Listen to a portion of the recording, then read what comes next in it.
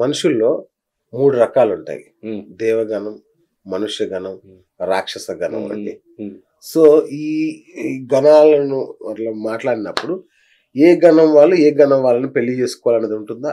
అది గణం అనేది నక్షత్రాలను బట్టి అరేంజ్ చేశారు. అచ్చా, దేవగణం అంటే వాళ్ళు సాఫ్ట్ నేచర్ లో ఉంటారు. ఓకే.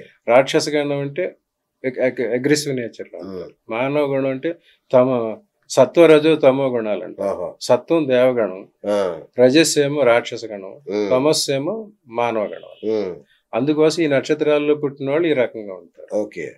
దేవగణానికి రాక్షస గణానికి పడదు. ఉమ్, అందుకు దేవగణం రాక్షస గణం వచ్చిన వధువులకి పెళ్లిళ్ళు చేయలేదు. ఆ, దేవగణం వారు మానవ గణాన్ని మనిషి గణం చేసుకోవచ్చు, ఆ, మనిషి గణం దేవగణం చేసుకోవచ్చు. దేవగణం రాక్షస గణం పనికిరాదు.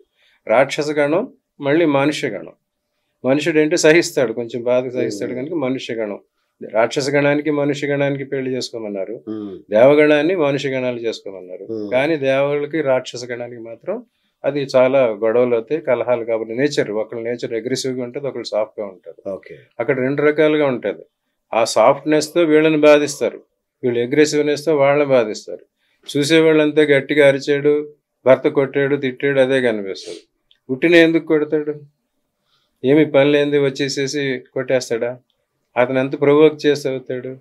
ఈ దేవగణం వాళ్ళు అట్లా ప్రవోక్ చేస్తుంటారు. అది భరించలేక వీళ్ళు దాన్ని అగ్రెసివ్గా తీస్తారు. ఓకే. అందుకోసం ఈ 2 లక్షణాలు ఉండకూడదు కనుక దేవగణానికి రాక్షస గణానికి పెళ్లి వద్దు.